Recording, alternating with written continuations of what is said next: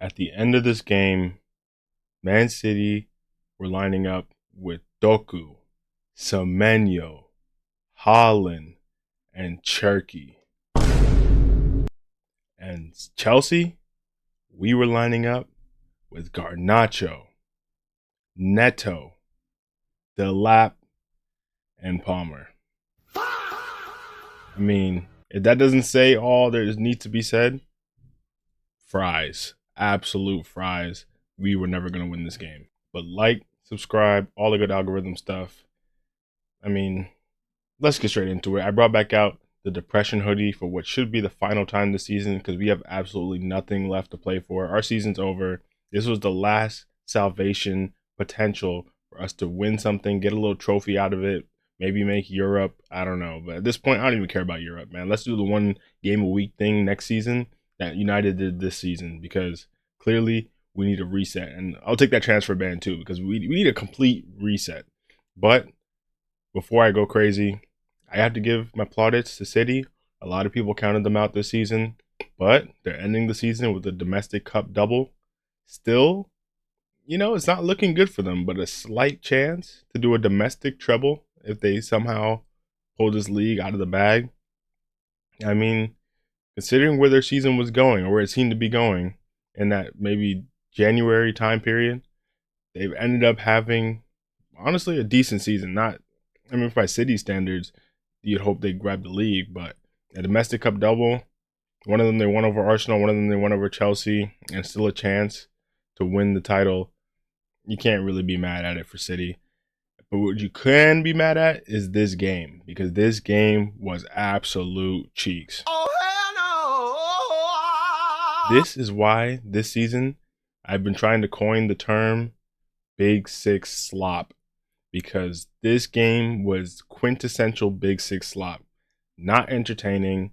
Yes, sure, there were chances here and there, but nothing really to get you out of your seat.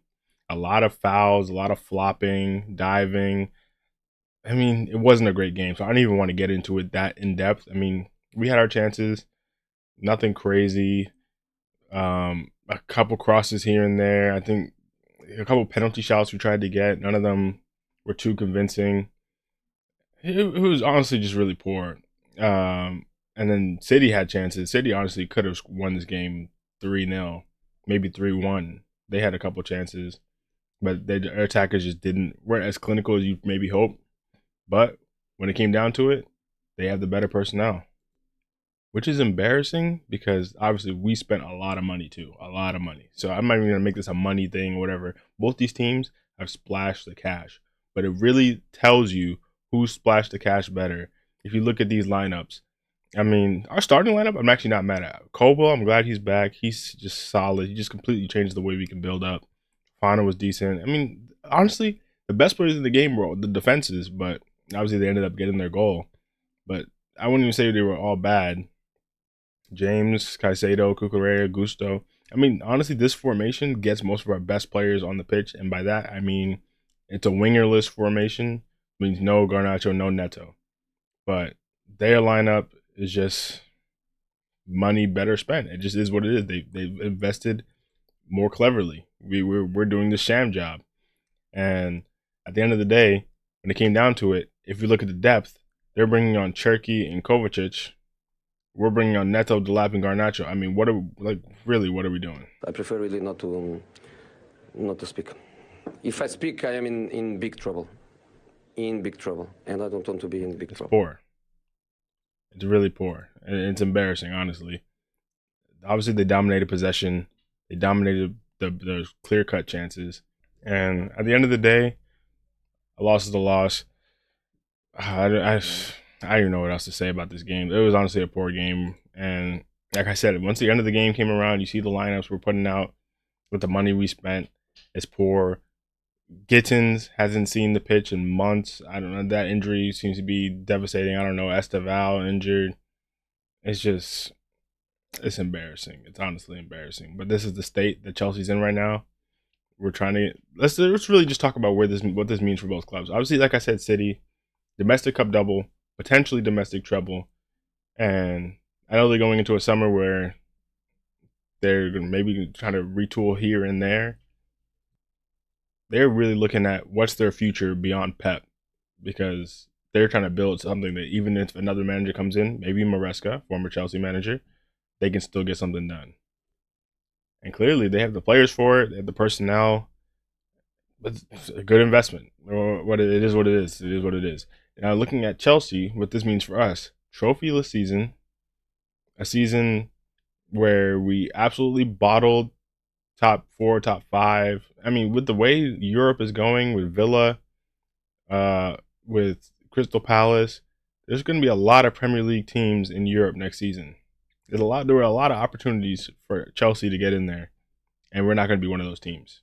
I mean, it just is what it is. We're trash. We're absolute trash. The we're protesting consistently, as we should be. We're trying to get Xabi Alonso. I mean, I don't know if this game was really enticing for him, but I know he wants to play three at the back potentially, so maybe that's why we're trying to do a little audition for him. If we can get him, nice. I mean, if I were him, I wouldn't go to Chelsea. If I'm being honest, I wouldn't go to Chelsea. So I can't even say, oh, Xabi Alonso, come save us. It's looking spooky. And now at the end of the season, no trophies, no Europe. Most of our players going into this World Cup, we're not going to be. The whole issue with this season is we came into the season unrested, coming off the Club World Cup. I mean, there's bigger issues than that. The recruitment was terrible. Maresca wanted a center back, and all of a sudden he major disagreements and he's gone. I mean, there's a lot of issues. But they stemmed from that start to the season. And now we're going to a summer with the World Cup, and these players are not going to get the rest that they need. I mean, Cole Palmer is trying to go play the World Cup. He's not going to get his surgery. We're in a very, very spooky situation going into the summer. I know we're bringing in Quenda and who's that other kid? I think another Brazilian kid. I can't remember his name at this point. What does it even matter? They're kids. I mean, I'm not expecting them to save us. We're claiming we're changing our transfer strategy going to the summer if we bring in Alonso or someone. But really, do I believe that? Not. If I'm being honest, not really. If we do, I mean, I'll be happy to see it. But it's looking very spooky the way the season played out, and now we have nothing to show for it. So honestly, you'll be very surprised, and I'll be very surprised if you see me doing another Chelsea match reaction or match review before the end of the season, because there's nothing else to play for. There's genuinely nothing else to play for. Now we're just looking forward to the summer. And let me give my flowers to Semenyo. I know I just been talking about what the implications of this game are, but good goal. I think Haaland, once again, another assist from Haaland. I mean, Haaland can't stop being a playmaker this season. With Semenyo, the inventiveness, the instinct when he had Colwill on his front shoulder, just to hit that little back heel, put it across net. Sanchez was never saving that. And it's a good goal, honestly. I was impressed with Semenyo. That's something you would expect from the other City attackers, like that little bit of flair. With Semenyo, I think he might have picked a little something up in training, of course, and they get their goal. I mean, I was saying in the first half, I was worried about Cherki coming on. Of course, he came on. Completely looked like a different team. I mean, obviously still City, but he just adds a little tempo, a little inventiveness, creativeness in that final third. O'Reilly was picking it up in that second half, really giving a lot of opportunities. Doku, not his best game. We were double teaming him consistently, so they went to Semenyo's side a lot. And Gusto was doing decently well against him, but still, Doku's always scary. I mean, shout out to City. They got their trophy, but there's nothing else more to say. Big Six slop, hard to watch game, but at the end of the day, maybe I'm just salty because this has been an absolutely terrible, terrible season. Travesty of a season, and that's going to be it for this video. Man. I mean, we still got a title race. We still got a relegation battle in the Premier League. Not everything's about Chelsea, as you can see on this channel over the last month. Not that much Chelsea, if I'm being honest. Not much to talk about there. But, hey, man, if City can win this title and Spurs get relegated, at least it's a little some comedy there. Maybe London is just trash.